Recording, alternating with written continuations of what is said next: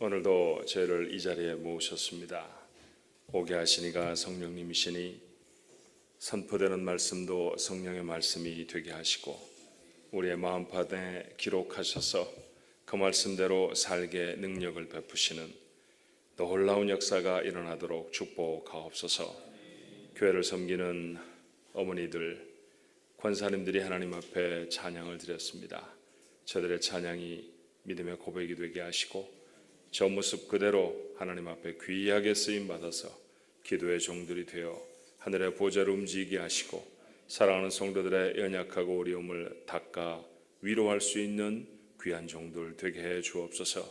저들의 젖은 손이 닿는 곳마다 하나님의 거룩한 열매가 맺히게 하옵시고 허락하시는 은혜와 복이 저들의 삶 전체를 지배할 수 있도록 축복하옵소서. 예수님의 이름으로 기도하옵나이다. 아멘. 권사님들 찬양을 들으면서 실수를 할 뻔했어요. 어저께 제가 음악회 갔었거든요. 앵콜을 할 뻔했어요. 이거 참, 이 찬양하다가 앵콜하면 안 되는데, 그죠? 얼마나 씩씩하게 부르시는지 불가사의한 두 가지를 하시네요. 첫 번째는 그 아침에 목소리가 그렇게 안 나오는데 어떻게 이렇게 목소리를 내시는지 정말 신기하고, 그리고 제가 이렇게 뵀더니 한 5분 빼놓고는 다 연세가 제법 되신데 어떻게 그렇게 악보를 외우셨는지 머리에 쥐나지 않으셨어요 혹시? 그렇게 남이 하지 못하는 찬양을 하셨으니까 다른 교회가 감당할 수 없는 사역이 우리 권사를 통해 이루어지게 되기를 축원합니다. 교회 분위기는요 권사님들이 정해요. 어떤 교회 딱 가봐서 이 교회 참 따뜻하다 이러면 권사님들이 따뜻하더라고요. 예외가 없이. 이 교회가 좀 시끄럽다 이러면 보면 한둘이 목소리가 커. 예외가 없어요 아주. 그래서 우리 권사님들이 우리 교회를 정말 선한 이웃 우리 교회가 될 수 있도록 멋진 교회로 세워가시기를 바랍니다. 성경을 진지하게 읽어야 하죠. 대면 대충 읽으면 안 되잖아요. 성경을 그저 우린 책으로 여기지 않습니다. 생명의 말씀이지 않습니까? 그래서 이 말씀을 읽을 때 우리가 진지하게 읽어야 하는데 진지하면 진지할수록 부담스럽게 다가오는 말씀도 있어요. 당황스러운 명령 중에 하나는 이런 거죠. 마가복음 8장 34절에 무리와 제자들을 불러 이르시되 누구든지 나를 따라오려거든 자기를 부인하고 자기 십자가를 지고 나를 따를 것이니라. 십자가를 지라. 주님의 명령입니다. 제자들을 향한 주님의 명령이에요. 지금에야 십자가가 장식품도 되고 장신구도 되어 있지만 2000년 전 예수님 당시의 십자가는 사형도구입니다. 어떻게 배도 가족도 버리고 주님 따르는 제자들에게 죽어라, 십자가를 져라 그렇게 말씀하실 수 있었을까요? 그런데 이 말씀을 하실 때마다 제자들이 별 말이 없어요. 어떻게 우리 보러 그런 말씀을 하십니까? 그런 얘기가 거의 없습니다. 그래서 생각을 해봤죠. 이해를 다 했을까? 십자가를 진다라고 하는 사실을 제자들은 모두 다 이해했기 때문에 네, 당연합니다. 저희가 십자가 져야죠. 그래서 말이 없었던 걸까? 그렇게 생각해 보니까 그 말씀하시고 난 다음에 하는 제자들의 모습이 아직도 연약하고 부족한 것으로 미루어 볼 때 주님의 말씀을 정확하게 깨닫지 못했던 것 같아요.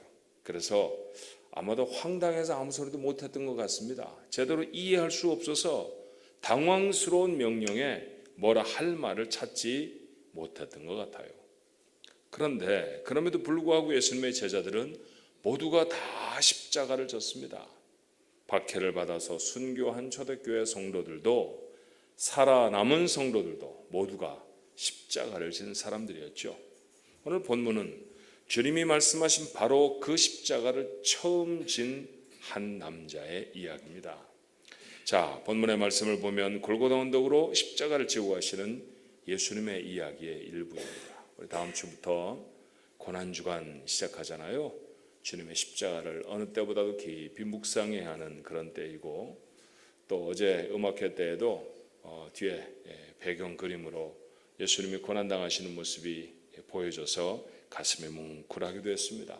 늘 성경으로 다시 새김질을 해도 그래도 마음이 아프고 눈물이 나고 그런 장면이죠. 바로 그 장면의 일부입니다. 예수님은 만 하루 동안 거의 아무것도 드시지를 못했어요. 살가죽이 벗겨지도록 매질을 당해서 피도 많이 흘리셨습니다. 이런 몸으로 한 130파운드, 킬로그램으로 따지면 한 60kg 정도 될 것 같아요.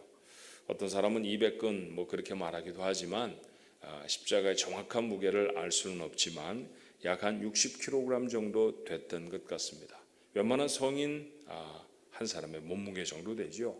그런데 잡수시 못하고 피를 다 흘리셨던 분이 이 나무를 지고 골고다 언덕 오르는 것, 이게 쉬운 일이 아닙니다. 여러 번 넘어지고 시간은 자꾸자꾸 지체가 됩니다. 골고다 언덕에는 이미 집행반들이 예수를 십자가에 못 박기 위해서 기다리고 있어요. 그래서 초조해진 군인 중에 하나가 구경꾼들 사이에 사내 하나를 발견합니다. 건장한 사람이었죠. 성경은 그것을 이렇게 기록해요. 마가복음 15장 21절, 마침 알렉산더와 루포의 아버지인 구레네 사람 시몬이 시골로부터 와서 지나가는데 그들이 그를 억지로 같이 가게 하여 예수의 십자가를 지웠다라고 말합니다. 그는 구레네에서 예루살렘으로 유월절을 지키러 온 유대인이었습니다. 그저 소란스러운 구경거리에 눈을 팔다가 덜컥 지명이 되고 말았어요. 그리고 주님을 대신해서 십자가를 짊어지고 나머지 골고다를 올라야 했습니다. 아무도 그런 장면에 구경거리가 되고 싶지 않지 않았을까요? 죄수 하나를 끌고 가서 사람들이 잔뜩 모여서 야유를 하고 소리를 지르고 무엇인가를 집어던지는 그런 장면에 뛰어들어서 그 죄수가 지고 가는 십자가를 지면 자기도 구경거리가 되는 것 아닙니까? 그리고 그건 얼마나 무거운 걸까요? 그 무거운 십자가를 지고 언덕을 오르고 싶은 사람도 한 사람도 없었을 것입니다. 당연히 시몬도 그랬죠. 그러나 십자가를 지는 것은 시몬은 생각도 해보지 않은 일이었습니다. 오늘 기록된 그대로 그가 십자가를 졌는데 그것은 억지로 짊어진 십자가였어요. 그런데 그 사건이 그의 인생을 송두리째 바꿔버립니다. 그는 이후에 전혀 다른 인생으로 살아가게 되죠. 자, 전혀 알려지지 않은 인물이 바로 시몬, 구레네 사람이었습니다. 오늘 성경 본문에 말하듯 시골에서 왔다라고 하는 말이 의미하는 바는 유력하지 않은 사람이다. 별 볼 일 없는 곳의 출신이다. 그런 말이기도 합니다. 그의 출신으로 기록된 구레네, 지금으로 말하면 북아프리카의 트리폴리, 세 개의 도시가 모여서 하나의 도시를 만들었다 그래서 트리폴리라고 불리워지던 그런 곳이었습니다. 그의 이름이 오늘 본문에 보니 시몬이라고 그랬잖아요. 시몬이라는 이름은 우리도 잘 압니다. 누구의 이름이었던가요? 베드로의 이름이었죠. 예수님의 제자 베드로의 유대 이름이 시몬이었던 걸로 봐서 시몬이라는 이름을 가지고 있는 사람은 어디 사람이었겠습니까? 비록 북아프리카에 살고 있지만 그는 유대인이었다라고 하는 것입니다. 그렇다고 하면 그가 트리폴리에 살고 있는 그가 구레네에 살고 있었던 그가 지금 예루살렘에 와 있는 까닭은 뭘까요? 예수님이 십자가에 달리시던 그 절기 유월절을 지키기 위한 것입니다. 이스라엘 사람들은 세계의 큰 절기에 자기에 있는 곳 그 지역을 떠나서 예루살렘에 와 제사를 드리는 것이 그들의 삶에 꼭 필요한 것이라고 여겨 오던 사람들이었거든요. 그러니 그렇게 유월절을 지키러 예루살렘에 와 있는 사람이 바로 본문의 시몬입니다. 하지만 그는 정확히 예수님이 십자가를 지고 가시는 바로 그 시간에 십자가를 지고 가시는 골고다길 바로 그곳에 서 있었습니다. 그리고 역사상 가장 특별한 일에 초대되지요. 주님의 십자가를 대신 지는 일이었습니다. 아무도 해보지 않은 일이고 이후에 아무도 할 수 없는 일입니다. 오직 시몬만이 했던 그 유일한 사건을 오늘 시몬이 만나게 됩니다. 다시 말씀드리지만 시몬의 예루살렘에 있었던 목적은 성전에서 제물 한 마리를 사서 유월절을 지키는 것이었습니다. 구레네에서부터 예루살렘까지는 한 800마일 정도. 그러니까 우리 한국에서 따지는 단위로 말하면 한 1200km 정도. 가까워요, 멀어요? 먼 곳입니다. 지금도 멉니다. 서울, 부산 한번 갔다가 오고 또 한번 가야 하는 그 정도 되는 거리죠. 굉장히 먼 거리예요. 자동차를 타고 가도 그 길을 간다라고 하면 아마 작심을 하고 가야 할 터인데 당시 2000년 전이라고 하면 말할 것도 없이 쉬운 여행이 아니었을 것입니다.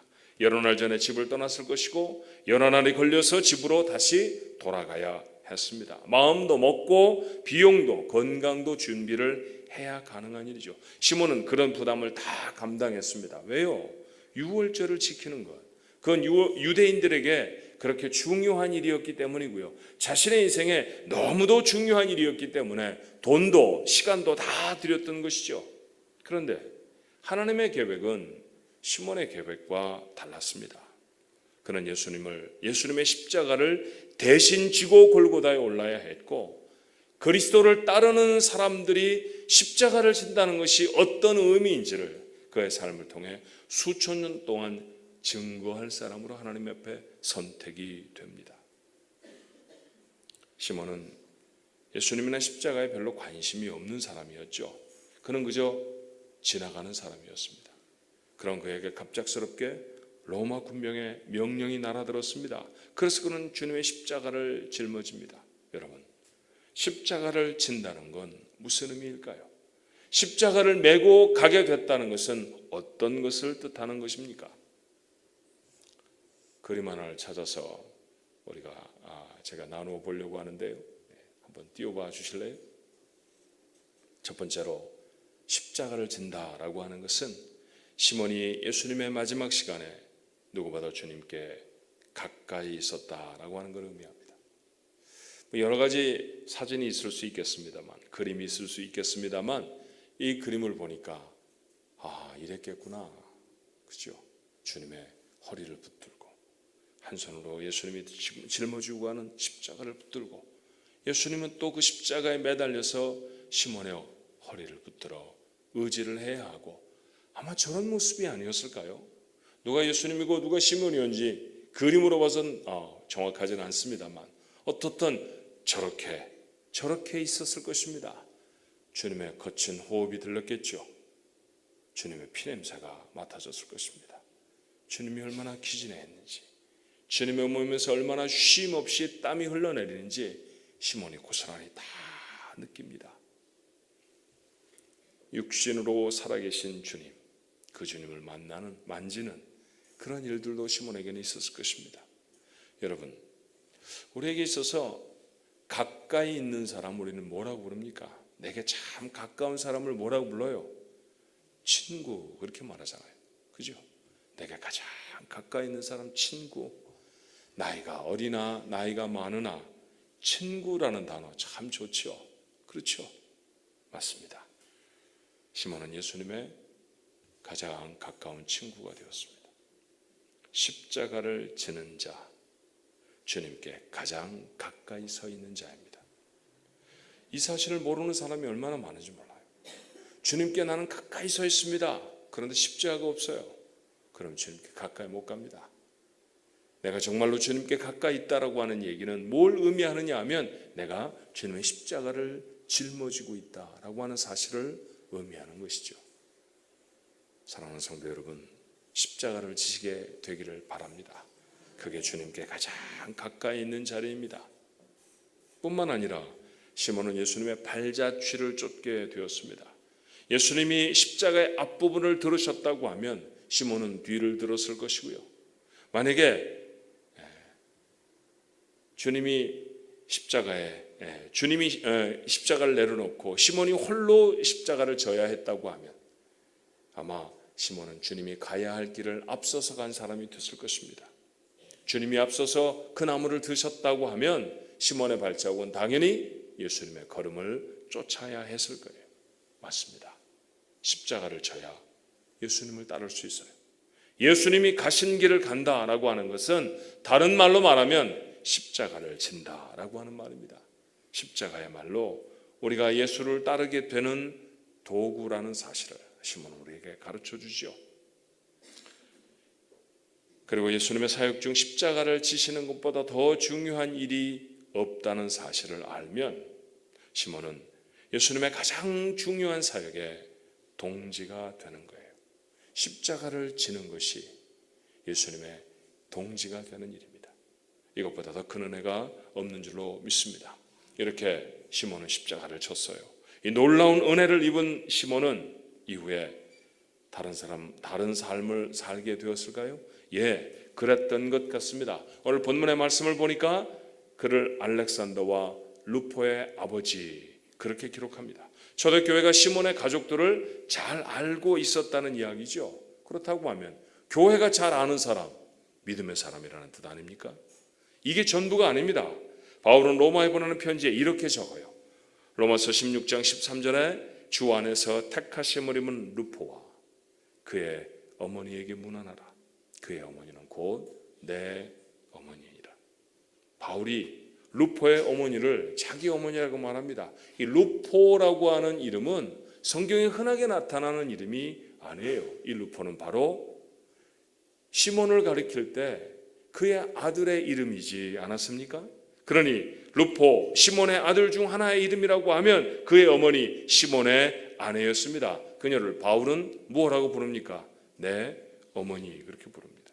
성경 어떤 곳에서도 바울이 신약 성경의 3분의 2를 기록했음에도 불구하고 자신의 어머니에 대해서 한마디도 언급하지 않아요. 바울의 어머니의 이름을 아십니까? 바울의 어머니가 어디 사셨는지는 아시나요? 어디에서 생명을 내려놓았는지는 아십니까? 교회에 얼마나 중요한 일꾼이 됐는지 아시나요? 전혀 말하지 않습니다. 그런데 바울은 루포의 어머니를 자신의 어머니라고 부릅니다. 바울이 이런 애정과 존경으로 부른 사람은 신약 성경에 단 한 사람도 없어요. 이렇게 교회의 소중한 인물 바울이라고 하는 걸출한 복음 전도자가 자신의 어머니처럼 존경했던 그런 인물, 그게 바로 시몬의 가족이었다는 것이죠. 무엇이 그의 가족을 이렇게 거룩한 인생이 되게 했을까요? 다른 것이 아닙니다. 십자가를 지는 것이죠. 이 사건 이후에 아무도 몰랐던 구레네 출신의 사내는 모두가 다 아는 사람이 되었습니다. 그는 그 전에 아무도 하지 못했던 일들을 하게 됐죠. 주님의 십자가를 지는 일입니다. 그리고 역사상 가장 특별한 인물이 됩니다. 사람들은 이런 일을 우연이라고 부르지만 우리는 하나님의 계획이라고 부릅니다. 그리고 이 사건은 오늘 우리의 삶 속에서도 계속해서 일어나는 사건입니다. 십자가를 영어로 말하면 크로스 그렇게 얘기해요. 크로스라는 단어를 꼭 미국에 가야만 배우는 건 아니니까 그 정도 영어는 제가 써도 되죠? 예, 크로스. 십자가를 크로스라고 그래요. 그런데 여러분 아세요? 교차로도 미국에서는 크로스 그렇게 부릅니다. 이 말씀을 묵상하며 그렇게 마음이 와 닿았어요. 십자가, 내 길과 하나님의 길이 만나는 곳, 그곳에서 지는 것이 십자가입니다. 여러분, 내가 내 길이 있었잖아요. 그런데 그 길에 하나님의 길이 가로질러 지나갑니다. 그 길을 만납니다. 그 길에서 뭘 해야 할까요? 맞아요. 거기서 십자가를 지는 겁니다. 예수를 믿고 나서도 내 인생은 나의 것인 사람들이 많죠. 내가 원하는 것들을 이루기 위해 하나님을 동원하려고 하는 사람들이 참 많습니다. 자신을 내려놓지 못하는 사람이 얼마나 많은지 몰라요. 성경이 우리에게 말하는 그리스도인의 삶과는 전혀 다른 모습입니다. 자신의 인생이 여전히 자기 것인 사람, 그 사람을 하나님은 종종 이렇게 교차로에 세우십니다. 하나님을 섬기던 시몬이 유월절이라는 제 길을 갈 때 하나님은 골고다 앞에 그를 세우십니다. 그런데 그 골고다 언덕길에 서는 것으로 멈추지 않아야 한다고 했죠. 시몬을 거기 세우시는 까닭은 무엇입니까? 십자가를 구경하라고 하신 게 아니었어요. 십자가를 지라고 하시는 것이었습니다. 억지로라도 말입니다. 하기가 싫어도 어려울 것 같아도 십자가를 지십시오. 그곳에서부터 다른 인생이 될 줄로 믿습니다. 시몬의 십자가는 죽음이 아니었어요. 시몬이 그 십자가를 지고 갔다고 해서 시몬이 죽은 것은 아니었죠. 시몬이 예수님의 십자가를 졌다는 것은 그러면 무슨 의미를 갖는 것입니까? 사명을 짊어졌다라고 하는 얘기고요. 섬김을 감당했다라고 하는 이야기입니다. 그렇게 하나님이 지우시는 사명을 져야 주님 곁에도 서보고 주님의 길도 따릅니다. 교회를 다니면서도 신앙생활을 하면서도 아무런 사역에 전혀 참여하지 않는 사람이라고 하면 주님의 곁에 서볼 수 있는 기회는 단 한 번도 갖지 못합니다. 권사가 되는 게 왜 기쁘고 자랑스러운 일입니까? 내 친구가 집사에서 권사로 바뀌어졌기 때문에 그런가요? 여러분 그래요? 다른 사람보다 더 높은 사람이 됐기 때문입니까? 그렇지 않습니다. 하나님이 이렇게 나에게 사명을 맡겨주시면 내가 주님께 더 가까이 사는 거예요. 주님의 곁에 설 수 있는 기회를 갖는 거예요. 교회 안에 있는 크고 작은 여러 가지 사명들 어렵지만 그 일들 내가 감당하는 것은 그것을 감당해서 무슨 돈을 더 많이 벌거나 사람들이 나를 더 많이 알아주는 게 아니라 내가 주님의 곁에 서는 기회가 되기 때문입니다. 주님의 동지가 되어지는 것이고요. 주님의 가장 가까운 곳에서 주님의 사역을 알게 되는 것이고요. 그것이 성경이 우리에게 말하는 그리스도의 삶을, 그리스도의 길을 따르는 삶이 될 수 있기 때문입니다. 그렇게 사는 사람이 남이 살아보지 않은 인생을 살게 될 줄로 믿습니다. 여러분 그저 그만한 삶을 다 사는 여러분 그런 인생이 되지 말아야 되잖아요. 성경에 기록되어진 놀라운 인물들 다 주님의 십자가를 지고 다른 사람은 기대도 못했던 놀라운 인생의 주인공이 된 사람들이에요. 자, 그러면 여러분 어디서부터 시작하면 좋을까요? 어떻게 하는 것이 과연 내 사명에 내 섬김의 십자가를 지는 일일까요? 저는 여러분에게 조언을 하나 드리고 싶어요. 크고 대단한 일부터 하는 것 아닙니다. 평범하고 소박한 일에서부터 하나님의 섭리에 순종하십시오. 사도행전 12장의 말씀에 보면 초대교회 리더였던 야고보를 죽인 헤롯이 이번에는 베드로를 옥에 가둡니다. 큰일 났습니다. 교회 지도자 두 사람이 다 생명의 위협을 당하게 됐죠. 한 사람은 이미 죽었고 베드로까지 죽어버리면 이제 교회가 정말로 어려워질 거예요. 명절이 지나면 사람들 앞에서 야고보처럼 베드로를 죽일 심산이었습니다. 그런데 천사가 감옥을 방문해요. 그리고 기적처럼 그를 감옥 밖으로 인도해냅니다. 정신을 차린 베드로가 도망가서 숨으려고 하지 않고 자신을 걱정하고 기도하고 있을 교회로 갔습니다. 그가 갔던 교회가 어디라고 했나요? 마가 요한의 다락방. 맞습니다. 초대 기독교 공동체가 시작된 바로 그 자리로 갔습니다. 그 자리에 가봤더니 성도들이 뭘 하고 있었나요? 기도하고 있었다고 했어요. 아마도 숨을 죽여 기도했을 것입니다. 우리처럼 큰 소리를 기도해서 우리가 여기서 기도합니다. 우리가 여기 예수 믿는 사람들이 다 모여 있습니다. 이렇게 나타날 수가 없잖아요. 그렇게 색출이 되고 그렇게 알려지면 자기도 베드로처럼 잡혀갈 수 있는 건 아닙니까? 그러니 목소리를 죽여서 흐느끼며 하나님 앞에 기도했을 것입니다. 기도의 제목이 무엇이었을까요? 베드로를 살려주세요. 베드로를 구해주세요. 하나님 베드로를 풀어주세요. 이런 기도 아니었겠습니까? 그렇게 하나님 앞에 간절히 기도하는데 문소리가 납니다. 어른들은 기도하느라 마음을 다 쏟고 있었고 그 소리를 들었던 아이 하나가 나가 문을 열어보았더니 문 밖에 누가 서 있습니까? 베드로가 서 있습니다. 깜짝 놀라서 들어오십시오 얘기도 못하고 돌아와 어른들에게 말합니다. 베드로가 돌아왔습니다. 베드로가 풀려났습니다. 어른들이 뭐라고 그랬을까요? 할렐루야, 하나님 우리 기도를 들어주셔서 감사합니다. 그랬을까요? 네가 미쳤냐 지금? 무슨 소리를 하냐? 정신 빠진 소리 하지 마. 베드로는 지금 감옥에 있어. 여기 올 수 있는 분이 아니라고. 어떻게 기도했다고요? 베드로를 풀어주세요. 베드로를 살려주세요. 베드로를 보내주세요. 그래서 베드로를 보내주셨는데 그 보내준 베드로를 본 아이의 말을 사람들은 믿지 않았습니다. 베드로, 그를 보았던 아이가 어른들에게 다시 말하죠. 아닙니다. 제가 분명히 베드로를 보았습니다. 어른들이 가서 대문 앞에 베드로가 서 있는 것을 보았습니다. 베드로 풀어달라고 기도했던 어른들이 얼마나 부끄러웠을까요?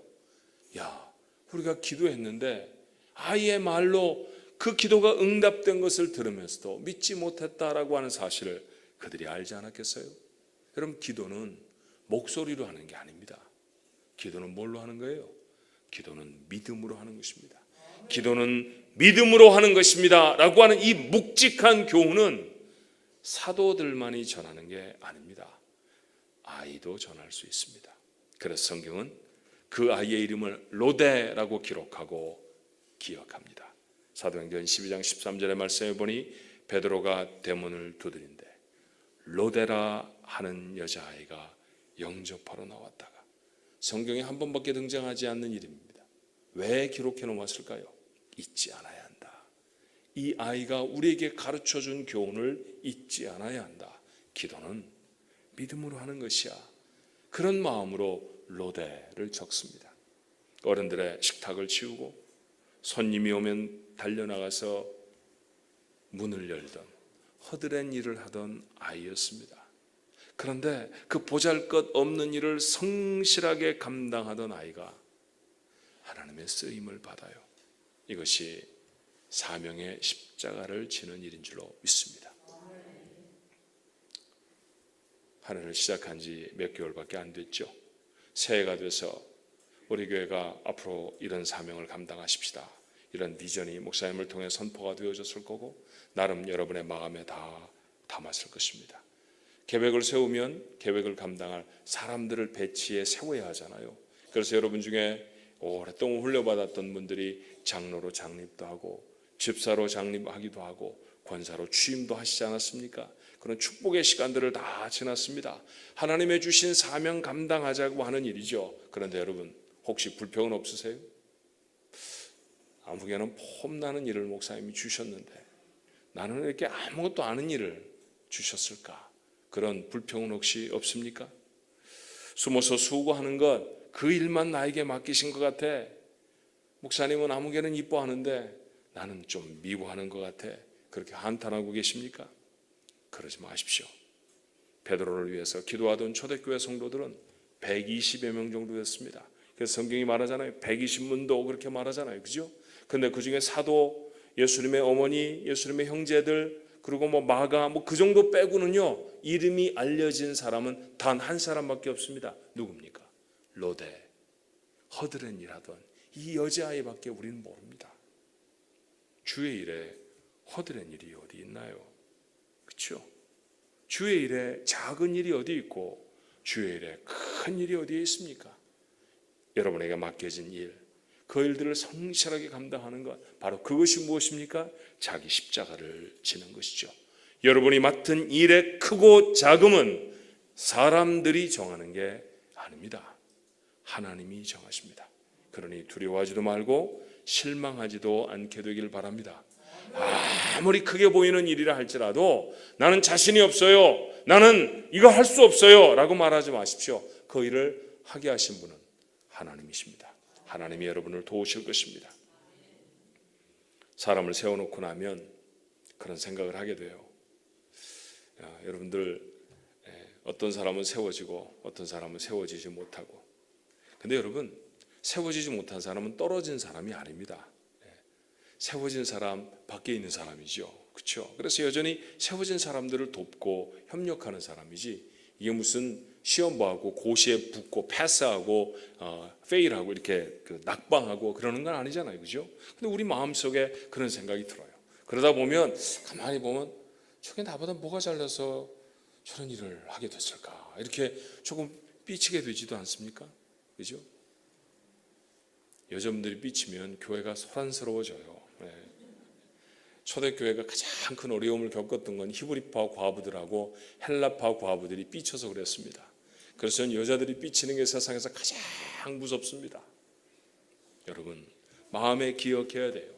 내가 보기에는 아무것도 아닌 사람 같아도 하나님은 그 사람을 쓰시겠다고 부르셨어요. 사실 생각해 보십시오. 하나님 앞에 부름받아 쓰임받는 사람 중에 맞아, 저 사람은 당연히 그런 일을 할 만해, 그런 사람이 어디 있습니까? 구레네 사람 시몬은 예수님의 십자가를 지고 갈 만한 사람이었습니까? 이름도 없는 사람이. 아니, 지고 간다고 하면 옆에 줄줄줄 따라왔던 요한이 훨씬 낫잖아요. 그리고 3년이나 자신의 삶을 다 드렸던 베드로 같은 사람이 훨씬 멋있지 않습니까? 그런데 다 젖히고 이름도 어디서 무엇을 하다 왔는지도 모르는 사람 시몬이 세워져서 주님의 십자가를 집니다. 맞아요. 우리는 다 그렇게 하나님의 일에 적당하지 않은 사람들입니다. 오늘 제가 하나님의 말씀을 이 자리에 전하고 있으니까 저 사람은 목사 되기 딱 맞는 사람이야, 그렇게 보이십니까? 천만의 말씀입니다. 제가 말을 얼마나 더듬는지 아는 사람들은 알아요. 그런데 재미난 거는 제가 가는 데마다 이런 얘기를 한 번씩 물어보면 목사님 말 안 더듬는데요 이래요. 다 제가 말 더듬나요? 오늘도 많이 더듬었어요 사실은. 근데 그거를 안 들리게 하시더라고. 이게 저한테는 얼마나 은혜인지 몰라요. 저 음식 무지하게 가립니다. 제가 목사가 되려고 할 때 저희 집안은 이북에서부터 예수를 믿던 집안이라 어른들이 다 이제 신앙생활 오래 하신 분들이거든요. 평안북도 사투리로 말하면 내래 목사가 되게 돼서 얼마나 내래 감사한지 몰라 이러셨어요. 그런데 한편으로 뭐라고 그러시냐 하면 그런데 너 밥은 어떻게 먹을래 앞으로? 목사가 제일로 잘해야 되는 게 두 가지가 있단다. 첫 번째 설교 잘해야 되고 두 번째는 가는 데마다 밥을 잘 먹어야 돼. 근데 이 밥을 네가 못 먹어서 입이 짧아서 어떡하니? 비린내 나는 거 못 먹지. 무슨 뭐 조금 모양이 이상한 뭐 못 먹지. 그거 다 어떻게 할래? 저도 참 걱정이더라고요. 그런데 희한한 건 신방 가서 먹는 거는요 아무렇지도 않아요. 예를 들면 여기는 어떻게 먹는지는 몰라도 미역국에 홍합을 넣어서 끓이는 집이 있어요. 그렇게 여기 울산은 그렇게 먹습니까? 어떤 지역마다 좀 다르죠. 어떤 곳은 소고기를 넣고 끓이기도 하고 어떤 곳은 홍합을 넣고 끓이기도 하는데 저는 홍합 넣은 미역국 집에서 주면 결코 먹지 않습니다. 절대로 제사전에 그걸 먹는 일이란 없습니다. 그러니까 비리고요. 좀 이상해요. 그런데 신방을 가보면 딱 나와 있어요. 그 국이. 그럼 저 2그릇씩 먹고 옵니다. 근데 아무렇지도 않아요. 정말. 이게 하나님 은혜 아닙니까? 적당하지 않은 사람이에요. 저는 굉장히 수줍고 부끄러운 사람입니다. 웃긴다는 얘기가 참 얼굴에 번지시네요. 제가 글짓기를 해서 조금 어머니날 글짓기에서 잘 썼다고 저희 선생님이 어머니를 오시라고 그랬어요. 그래서 어머니 몇 분을 뒤에다 앉혀놓고 이제 글짓기 상 받은 아이들이 나가서 읽는 거예요. 자기 엄마 자랑하면서 글을 읽는 건데 우리 어머니가 집에 오시더니 하시는 말씀이 야 앞으로 절대로 그런 글은 쓰지 마라. 그래서 왜요? 잘 안 썼어요? 그랬더니 아니 글은 참 잘 썼는데 너 읽는 거 보니까 내가 아주 오금이 저려서 못 보겠더라.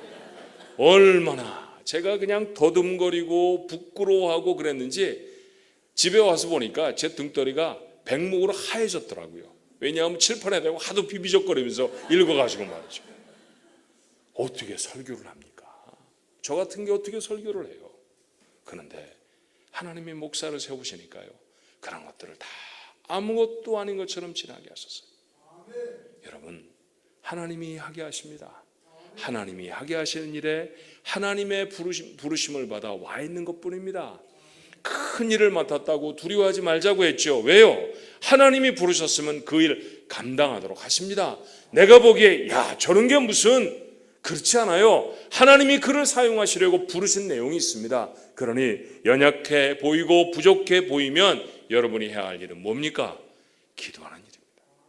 권사로 뽑아놓고 한수집사로 장로를 세워놓고 여러분 다 선사하셨잖아요. 이분들의 지도를 따르시겠습니까? 그때 여러분 뭐라고 그러셨어요? 말은 낸데 속으로는 아니옵니다. 그랬어요? 아니죠. 네 그러셨습니다. 약속을 지키십시오. 약속을 지키는 자에게 하나님의 은혜가 있는 줄로 믿습니다. 모두가 인정할 만해서 모두가 만족할 만해서 그런 일을 감당하는 거 아닙니다. 사명을 감당하다 보면 때로 다툼이 있습니다. 여러분 초대교회 성도들은 다투지 않았을까요? 다투었습니다. 예수님의 제자들도 많이 다투었습니다. 몰래 어머니를 앞세워서 예수님에게 청탁을 했던 야고보와 요한 제자들이 얼마나 싫어했을까요?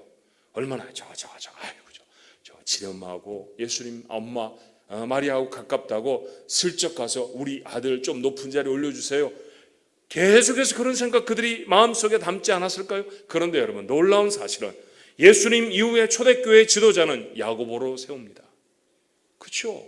얼마나 놀라운 일이에요. 비난하고 손가락질하는 것이 아니라 그 사람을 도리어 지도자로 세워요. 베드로와 바울은 서로의 사역이 다른 만큼 성격이 달라서 다투기도 했습니다. 자신을 야인으로 묻혀있던 바울을 불러내서 복음을 전하도록 했던 바나바, 그 바나바와 얼마나 크게 다투어서 전도대로 서로 나누어서 다른 곳을 향하여 나가는 그런 일들도 있었습니다. 여러분, 그렇지만 그들 모두는 다 한 교회의 동역자들이었어요. 그리고 그들을 통해서 하나님의 일들이 이루어집니다. 한두 가지 마음이 좀 맞지 않았다고 해서 불편할 것도 없고요. 그것 때문에 큰 일이 일어나지도 않습니다. 제가 어제도 말씀을 드렸지만 우리는 모두 다 한 식구입니다. 한두 가지 마음에 안 든다고 집 뛰쳐나가면 이 세상에 존재할 가정이 어디 있습니까? 없어요. 격려하고 믿어주십시오. 그리고 기도해 주실 수 있어야 합니다. 반드시 하나님의 일을 보게 될 줄로 믿습니다.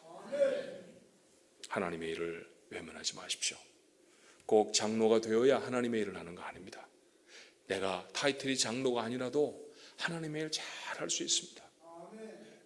내가 꼭 세워져 있는 어떤 직분자가 되지 아니한다 할지라도 하나님이 내게 주시는 사명이 있으면 그 일에 최선을 다합니다. 미국 교회, 큰 미국 교회인데 너무 일꾼들이 많죠. 그런데 출판사를, 아주 조그마한 출판사를 경영하는 한 부부가 그 교회에 출석해서 이 비슷한 설교를 아마 들었을 거예요. 나도 하나님 일 했으면 좋겠다. 근데 하나님 일을 아무도 시켜주지 않습니다. 다 잘 돌아갑니다. 모두 다 어떤 일이건 전부 다 책임자가 있어서요. 미국 사람들도 이 조직 잘하거든요. 그리고 그 일을 맡으면 아주 충성스럽게 하기 때문에 어딘가 비집고 들어가 할 일이 없어 보입니다. 그래서 하나님 앞에 기도하고 또 기도하는데 아이디어가 하나 탁 떠오른 거예요. 그 했던 일이 뭔지 아십니까? 막대기, 긴 막대기 끝에다가 헝겊을 둘둘둘 말아서 일주일에 딱 하루씩 아내와 자기가 와서 그걸 붙들고 교회 모퉁이를 다 닦고 돌아가는 거예요. 그 먼지가 거기에 많이 쌓이잖아요. 청소를 해도 그 벽하고 바닥하고 이렇게 모서리 거기에는 잘 안 닦아질 수 있잖아요. 그런데 그걸 다 닦습니다. 그죠? 교회를 한 바퀴 돌면서, 큰 교회라 한 바퀴 도는 데만 해도 제법 시간이 걸렸다고 해요. 근데 그렇게 먼지를 다 닦습니다. 아무도 알아주지 않습니다. 아무도 그에게 그런 일 하라고 맡긴 적이 없습니다. 그런데 그가 기도 중에 너 교회 청소 그렇게 하면 좋지 않니? 네가 그렇게 하고 싶으면 남이 하지 못하는 거 네가 좀 하면 좋지 않니? 그래서 한 일이었습니다. 근데 그 일을 계속해서 했더니 목사님이 알게 됐고, 그 목사님이 큰 집회에서 이 말씀을 간증으로 전하시는 거예요. 여러분, 내가 꼭 어떤 일에, 공식적인 일에 부름받지 않아야 했다 할지라도 하나님의 일에 외면하지 않아야 해요. 가장 특별한 인생이 될 수 있는 기회입니다. 하나님이 부르시는 또 하나의 교차로에 여러분이 서 있어요. 내 길을 부지런히 가는데 하나님이 턱 길을 하나 막아 세우십니다. 여러분, 그런 길들이 많잖아요. 여러분 인생에 태어날 때 나는 몇 년쯤 되면 선한 우리 이웃교회라는 것을 섬길 거야, 이런 계획이 있었습니까? 없었습니다. 그저 매일매일을 살아가다 보니 선한 이웃 우리 교회라는 교차로가 하나 턱 섭니다. 그 자리에서 여러분은 십자가를 짊어진 사람들입니다. 그렇죠. 이 부흥회가 마치고 또다시 올 한 해 동안의 사역들이 진행될 때 또 다른 교차로에 하나님이 여러분을 세우십니다. 그럼 그 자리에서 아닙니다. 저 몸이 너무 연약합니다. 너무 고단해요. 저 하기 싫습니다. 귀찮습니다. 그러지 마십시오. 그때 십자가를 지는 것입니다. 그 십자가를 졌더니 아무도 몰랐던 시몬이 모두가 아는 시몬이 됩니다. 그런 놀라운 인생의 반전은 십자가를 지는 사람에게 생기는 것이죠. 집사한 지 오래되시지 않았어요? 늘 후회스러운 집사였다고 하면 이번에는 마음을 좀 다짐하고 시몬이 되리라. 내가 시몬이 한번 되어보리라.